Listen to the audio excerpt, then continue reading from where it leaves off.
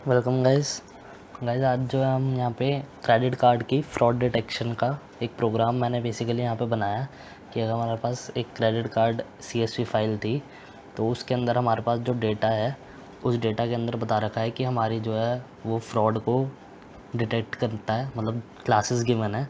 तो हम प्रिडिक्ट करने वाले हैं बेसिकली इसमें, इस वीडियो में मैं बताऊँगा आपको कि बेसिकली हम प्रिडिक्शन करने वाले हैं और हम अपने मॉडल की एक्यूरेसी देखने वाले हैं कि हमारा मॉडल कितना एक्यूरेट होगा, कि वो प्रिडिक्शन कर पाता है या नहीं, और बेसिकली वो डिटेक्ट कर सकता है या नहीं कि हमारा जो है वो क्रेडिट कार्ड फ्रॉड डिटेक्शन है या नहीं है। तो यहाँ पे जो है मैं पहले अपनी लाइब्रेरीज़ को मैंने कुछ इंपोर्ट किया है। तो देखते हैं कि लाइब्रेरीज जैसे नमपाई, पांडास, मैटप्लॉट, सीबॉन, कुछ बेसिक लाइब्रेरीज़ हो गई, और train test split, standard scaler, ताकि मैं यहाँ पे डेटा को स्केल कर सकूँ, इसलिए मैंने स्टैंडर्ड स्केलर को इंपोर्ट किया है। और स्मूट और नियर मिस के बारे में मैं आपको बाद में बताऊँगा कि मैंने ये क्यों इंपोर्ट करी है और इनका क्या काम है। और बेसिकली मैंने यहाँ पे जो अपना क्लासीफायर यूज़ करा है वो करा है कि वो टेंसरफ्लो को यूज़ करते हुए, मतलब केरास को यूज़ किया है बेसिकली। तो देखते हैं, मैंने सबसे पहले क्या करा गाइस, यहाँ पे मैंने अपनी CSV फाइल को रीड कर लिया जो कि UTF-8 फॉर्मेट में थी। तो मैंने यहाँ पे कुछ एनकोडिंग नहीं डाला, बेसिकली मैंने सिंपल अपनी CSV फाइल को रीड कर लिया।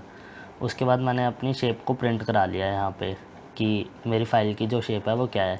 तो आप लोग यहाँ पे देख सकते हो आउटपुट में कि इसके अंदर इतनी रोज़ और 31 कॉलम्स हैं बेसिकली, ठीक है गाइस। तो इसके अंदर जो कॉलम्स थे ना वो क्या क्या थे, हमारे पास बेसिकली 28 फीचर्स कुछ गिवन है, V1 से V28 तक 28 फीचर्स, 29 फीचर्स बेसिकली आप कह सकते हो कि हमें गिवन है। और एक अमाउंट हमें गिवन है, और हमें क्लास गिवन है। क्लास मतलब 0 और 1 की फॉर्म में गिवन थी हमें। तो 0 का मतलब था वहाँ पे कि वो फ्रॉड नहीं होता है, और 1 का मतलब है कि फ्रॉड होता है, ठीक है। तो ऐसे ये डेटा जो है हमें गिवन था बेसिकली इसमें 31 कॉलम्स के अंदर। तो मैंने यहाँ पे सबसे पहले क्या करा, जब मैंने डेटा को देखा ना, तो डेटा को आप देख सकते हो, मैंने सबसे पहले प्लॉट करके देखा क्लास को, क्योंकि हमें क्लास को प्रिडिक्ट करना है बेसिकली, और हम डिटेक्ट भी वही कर रहे हैं। तो मैंने यहाँ पे क्या करा, जो हमारा लेबल कॉलम था उसको ज़रा काउंट प्लॉट के थ्रू यहाँ पे प्लॉट करके देखा है कि दोनों में कितना डिफरेंस है, या मतलब कितना हमारे पास जो है डेटा गिवन है। तो आप लोग यहाँ पे देख सकते हो जो जिसमें फ्रॉड नहीं हो रहा है वो हमारे पास ये ब्लू के अंदर मैंने यहाँ पे प्रिंट, मतलब आपको दिख रहा होगा हो रहा है। तो बेसिकली यहाँ पे कुछ 28,000 के करीब, मान लो कि 28,000 नहीं, सॉरी 2 लाख के करीब यहाँ पे कुछ डेटा है हमारे पास जो कि यहाँ पे फ्रॉड नहीं कर रहा है बेसिकली, ठीक है गाइस। और यहाँ पे इसका सिर्फ मान लो कि ये 0.1% होगा जो कि जिसमें फ्रॉड हो रहा है। तो ऐसे में अब हम क्या करें जब हमारा डेटा ही बहुत कम है, मतलब एक क्लास बहुत ही कम है बेसिकली यहाँ पे। तो अब मैं यहाँ पे क्या करूँ, तो बेसिकली पहले मैंने क्या करा है कि डेटा को ना स्टैंडर्ड स्केलर के थ्रू जो मेरा अमाउंट था उसको मैंने एक नॉर्मलाइज्ड अमाउंट में कन्वर्ट करके उसको तो स्केल कर दिया। यहाँ पे आप देख सकते हो मैंने पूरे अपने डेटा को, जो भी मेरे ये कॉलम्स थे, इसमें से मैंने टाइम और अमाउंट को ड्रॉप करके इसको पूरा स्केल कर दिया डेटा को, ठीक है गाइज़। तो मैंने ये करा है बेसिकली, यहाँ पे सबसे पहले मैंने क्या करा, एक नॉर्मलाइज्ड अमाउंट का कॉलम बना लिया और स्टैंडर्ड स्केलर के थ्रू अमाउंट कॉलम को स्केल कर दिया, ठीक है गाइज़। उसके बाद मैंने यहाँ पे क्या करा, टाइम और अमाउंट को इसमें से ड्रॉप करा दिया, क्योंकि मुझे अभी ये नहीं चाहिए, क्योंकि अमाउंट को जो है वो मैंने नॉर्मलाइज्ड कर ही लिया है अपना बेसिकली। तो इसलिए मैंने क्या करा बेसिकली यहाँ पे अपना अमाउंट कॉलम को भी कर दिया ड्रॉप, ठीक है। उसके बाद मैंने क्या करा, अब मैंने यहाँ पे ना 3 चीज़ें करी है गाइस। मतलब पहला कि मैंने इसी मॉडल के साथ, मतलब इसी डेटा को बिना छेड़े, जो भी यहाँ पे आपको स्क्रीन पे दिख रहा है ना राइट साइड पे आउटपुट में, ये इसी के साथ प्रिडिक्शन करी, मतलब इसी के साथ केरास मॉडल को यूज़ करा, ठीक है। तो क्या आउटपुट आया। दूसरा, जब मैंने इसको मैंने क्या करा बेसिकली कि दोनों को अपने इक्वल कर दिया। जैसे हमारे पास यहाँ पे ना 1 की जो वैल्यूज़ हैं वो करीब करीब 492 वैल्यूज़ हैं, तो मैंने 492 ही 0 की वैल्यू ले ली, ठीक है। मतलब 0 की जितनी इतनी सारी वैल्यूज़ जो थी, इतनी सारी क्लासेस जो थी हमारे पास, उसको मैंने रिड्यूस कर दिया 492 तक, ठीक है। और दूसरी चीज़ मैंने क्या करी, मैंने 1 को, मतलब अब आप इसे कह सकते हो कि पहले वाले केस में जो मैंने करा वो अंडर सैम्पल कर दिया डेटा को। दूसरा मैंने क्या करा, ओवर सैम्पलिंग यूज़ करा। ओवर सैम्पलिंग में मैंने क्या करा, 1 की जितनी मेरी क्लासेस थी उनको बढ़ा के जितनी मेरी 0 की क्लासेस है ना उनके इक्वल कर दिया, ठीक है गाइस। तो मैंने यहाँ पे मतलब 3 चीज़ों से अपने मॉडल को, मतलब 3 मैंने अलग अलग यहाँ पे चीज़ें करी हैं ये। तो पहला मैंने क्या करा, नॉर्मली यहाँ पे आप देख सकते हो एक्स और वाई के अंदर मैंने अपने ट्रिन स्प्लिट को यूज़ करके यहाँ पे डेटा को स्प्लिट कर दिया। एक्स के अंदर हमारे पास क्लास कॉलम को छोड़ के बाकी सारे कॉलम है, ठीक है। और वाई के अंदर जो है वो हमारा मतलब बेसिकली आप कहोगे इसे फीचर कह सकते हो, ये हमारे फीचर्स है, ओह सॉरी लेबल्स हैं, सॉरी गाइस, ये हमारे लेबल्स हैं और ये एक्स जो है ये हमारा फीचर है। तो यहाँ पे मैंने फ़ीचर्स को अपने यूज़ कर लिया और लेबल्स को मतलब स्प्लिट कर लिया, और उसके बाद मैंने यहाँ पे ट्रेन टेस्ट स्प्लिट से अपने डेटा को स्प्लिट कर दिया एक्स और वाई में। और मैंने टेस्टिंग साइज़ जो रखा है यहाँ पे वो 20% रखा है बेसिकली। और फिर गाइज़ मैंने यहाँ पे जो है मैं आपको बता रहा हूँ मैंने अपना मॉडल जो है वो कैसे बनाया। क्लास को यूज़ करते हुए सिक्वेंशियल लेयर को इंपोर्ट करा बेसिकली। उसके बाद मैंने यहाँ पे 2 डेंस लेयर को यूज़ करा पहले, जिनमें मैंने 16 न्यूरॉन्स और 24 न्यूरॉन्स को यूज़ किया इनपुट डायमेंशंस को बेसिकली। और एक्टिवेशन फंक्शन जो मैंने यहाँ पे लिया वो रेलू लिया, जो कि मुझे अभी यहाँ पे बेस्ट रिज़ल्ट दे रहा था, ठीक है गाइज़। और फिर मैंने यहाँ पे ड्रॉप आउट लेयर को यूज़ किया ताकि ओवर फिटिंग ना हो, तो यहाँ पे ड्रॉप आउट लेयर को यूज़ किया। उसके बाद 3 डेंस लेयर फिर से यूज़ करी है, तो मैंने बेसिकली यहाँ पे 5 डेंस लेयर्स यूज़ करी है। आप चाहो तो अपने हिसाब से इसको एडजस्ट कर सकते हो, जैसे भी जोन सी लेयर आपको यूज़ करनी हो, ठीक है। उसके बाद मैंने यहाँ पे आप देखोगे कि कुछ लाइन कमेंट कर रखी है। तो बेसिकली यहाँ पे मैंने अपने मॉडल को करा कंपाइल, और ऑप्टिमाइज़र जो यूज़ करा वो एडम, और लॉस जो है वो बाइनरी क्रॉस एंट्रोपी को यूज़ करा, क्योंकि गाइज़ यहाँ पे मैंने 5 इपॉक्स के लिए ट्रेन करा है और बैच साइज़ मैंने जो रखा है वो 15 है। बैच साइज़ मैं आपको पिछली 4-5 वीडियो से बताता आ रहा हूँ कि बैच साइज़ जो होता है वो क्या होता है।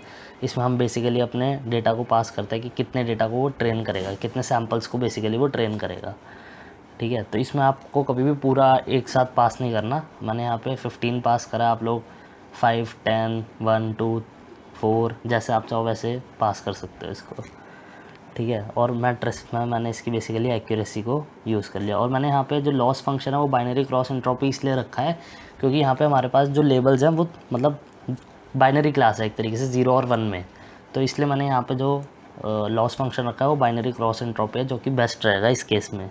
लॉस तो जिससे कि हमारा लॉस जो है वो मिनिमम हो, जैसे लॉस हमारा मिनिमम होगा ना तो वो बेस्ट रिज़ल्ट हमें प्रोवाइड करेगा, एक्यूरेसी उतनी ज़्यादा आने वाली है, ठीक है गाइस। तो मैंने बेसिकली यहाँ पे क्या करा था, मैंने इसको यहाँ पे मॉडल डॉट इवैल्यूएट के थ्रू प्रिंट करा दिया। अभी मैं कर नहीं रहा क्योंकि इसमें थोड़ा टाइम लगेगा, इसमें अराउंड 15 मिनट्स या 20 मिनट्स लग जाएंगे रन होने में इसको, तो इसलिए मैं यहाँ पे आपको करके नहीं दिखा रहा। बेसिकली मैंने ये कर दिया है, मैं आपको फाइल प्रोवाइड करूँगा, उसके अंदर आपको इसका स्क्रीनशॉट मैं आपको लगा के दिखाऊंगा कि इसमें क्या रिज़ल्ट आया बेसिकली मेरा। वैसे 99 या 98% इसकी एक्यूरेसी आई थी गाइस, जो कि बहुत अच्छी थी। अब मैंने यहाँ पे क्या किया, पहले अपने डेटा को लेना अंडर सैम्पलिंग मैंने यूज़ करी है यहाँ पे।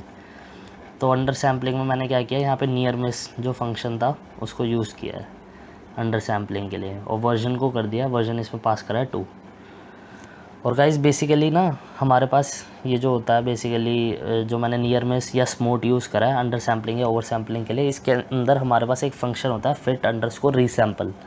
मतलब फिट तो आपको पता है डेटा को फिट करने के लिए यूज़ होता है। रीसैम्पलिंग में हम क्या करते हैं, जैसे मैंने एक्स को पास करा है तो ये हमारा सैम्पल्ड डेटा है बेसिकली, ठीक है गाइस, सैम्पल्ड डेटा है। और जो हमारे को इसमें आउटपुट में मिलता है ना वो टपल की फॉर्म में मिलता है, जैसे कि ट्रेन टेस्ट स्प्लिट में मिलता था। तो यहाँ पे जो एक्स रिज़ल्ट है ना, एक्स अंडरस्कोर रिज़ल्ट, इसके अंदर गाइस बेसिकली हमारे पास क्या आने वाला है, इसके अंदर आने वाला है हमारे पास रीसैम्पल्ड फीचर्स आएंगे इसके अंदर, ठीक है गाइस। क्योंकि मैंने यहाँ पे सैम्पल्ड फीचर्स को पास किया तो मेरे फीचर्स को मैंने रीसैम्पल्ड कर दिया, वो आ गए। और वाई जो कि मेरे लेबल्स थे, सैम्पल्ड लेबल थे, वो मैंने यहाँ पे पास कर दिए। और वाई अंडरस्कोर रिज़ल्ट के अंदर मेरे पास जो आने वाले हैं वो बेसिकली रीसैम्पल्ड लेबल्स आएंगे कॉरस्पॉन्डिंग टू एक्स, ठीक है गाइस। इसके बाद मैंने क्या करा, यहाँ पे बेसिकली वो वैल्यूज़ को काउंट कर लिया पी डॉट सीरीज़ लगा के, और वैल्यूज़ को काउंट कर लिया अपनी। उसके बाद मैंने यहाँ पे इसकी शेप को प्रिंट कराया। तो अब आप यहाँ पे शेप देखोगे ना, अगर मेरी आउटपुट में, मैं आउटपुट भी दिखाता रहता हूँ आपको, तो यहाँ पे आउटपुट में आप मेरी शेप देख सकते हो 492 492। बेसिकली मेरे जो ज़ीरो की इतनी हाई वैल्यू थी ना उसको मैंने रिड्यूस कर दिया 492 में, ठीक है। तो ये बहुत इंपॉर्टेंट चीज़ है, बहुत जगह पे काम आती है।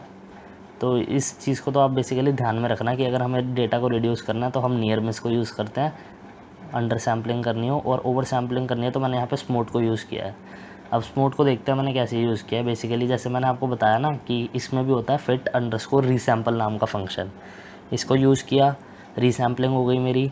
और अब आप कहोगे कि मैंने इसके साथ ट्रेन नहीं करा मॉडल को। हाँ गाइस, तो मैंने इसके साथ ट्रेन नहीं करा, बट मैंने जो है मॉडल को बाद में ट्रेन करा है, मैं आपको दिखाऊंगा।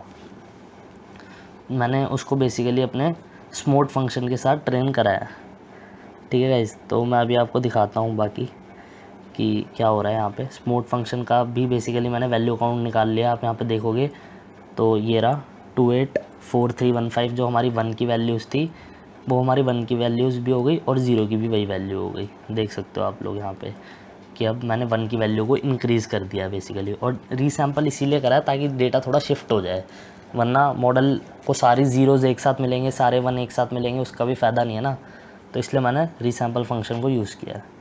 अब आगे देखते हैं मैंने यहाँ पे क्या करा है बेसिकली। अब देखो, ट्रेन टेस्ट स्प्लिट करा, डेटा को स्प्लिट कर दिया, ठीक है। अब जो यहाँ पे मैंने वेरिएबल्स पास करे हैं वो एक्स और वाई की जगह ना, जो ट्रेनिंग और टेस्टिंग डेटा है वो मैंने लिया है ये स्मूथ फंक्शन वाला, जो मैंने यहाँ से निकाला था एक्स रिज़ल्ट और वाई रिज़ल्ट ओएस वाला बेसिकली। तो मैंने यहाँ पे ये पास कर दिया है। इससे क्या होगा, मेरे पास 1 की जो है वो भी 284315 क्लास होंगी और 0 की भी जो है वो 284315 क्लास होंगी, ठीक है गाइस। तो ये करने के बाद जब मैंने इसमें बेसिकली अपना मतलब अब मेरे पास यही हो गया, मैंने यहाँ पे स्प्लिट कर दिया डेटा को। तो अब यहाँ पे स्प्लिट करने के बाद मैंने यहाँ पे ना ये देखो शेप को प्रिंट कराया, तो आप प्रिंटेड शेप को देख सकते हो 29 कॉलम है मेरे पास। और यहाँ पे जो आप देखोगे ना वो मेरे पास बहुत ज़्यादा रोज़ जो है वो बढ़ चुकी है इसी वजह से सिर्फ बेसिकली, ठीक है गाइस। और अब मैंने यहाँ पे नीचे फिर मॉडल को कंपाइल करा है, मैंने ऊपर भी करा था, आप इसके साथ भी करना बेसिकली, आप तीनों के साथ करके देखना आपको बेस्ट रिज़ल्ट किस में मिलेगा। ज़्यादा फ़र्क गाइज नहीं आने वाला है, वो मुझे पता है, बिल्कुल बहुत कम फ़र्क आएगा, पर आप करके ज़रूर देखना इस चीज़ को, ठीक है। तो यहाँ पे बेसिकली मेरा काम यही था कि मैं आपको ये बता सकूँ कि अगर आपके पास कोई ऐसा डेटा सेट है जिसके अंदर ऐसी बहुत ऊपर नीचे बहुत ज़्यादा कम वैल्यूज़ हैं, अगर यहाँ पे 40-60 का रेशियो होता तो भी समझ में आता, बट अगर हमारे पास इतनी कम वैल्यूज़ हैं कि बिल्कुल 0.1%, 99% आपके पास 0 का डेटा है और 0.1% अगर आपके पास 1 का डेटा है, तो हम उसको कैसे बेसिकली ट्रीट करेंगे, कैसे उससे प्रिडिक्शन करेंगे। तो बेसिकली गाइस ये जो थी ना, ये कैगल की प्रॉब्लम भी थी जिसको मैंने सॉल्व करा। तो नीचे देखते हैं यहाँ पे हमारे पास एक मैंने क्या करा, आखिर में मॉडल को कंपाइल कर दिया, ऑप्टिमाइज़र जो यूज़ करा है एडम यूज़ करा है, loss function, binary cross entropy सब कुछ सेम है, ठीक है। बट बस यहाँ पे मैंने जो है गाइस इसको थोड़ा छोटा करने के लिए, आपको दिखाने के लिए ना, यहाँ पे एक इपॉक्स के लिए ट्रेन करा है और वैलिडेशन डेटा में मैंने डाल दिया एक्स टेस्ट और वाई टेस्ट बेसिकली, ताकि हमें ये भी पता चलता रहे ना कि हमारी एक्यूरेसी कितनी आ रही है और हमारा लॉस ही बेसिकली हमारा प्रेडिक्शन की तरह काम करेगा, कितना मतलब कम होगा उतना ज़्यादा हमारा एक्यूरेट होगा डेटा। तो यहाँ पे फिर मैंने लास्ट में इवैल्यूएट कर लिया अपने मॉडल को।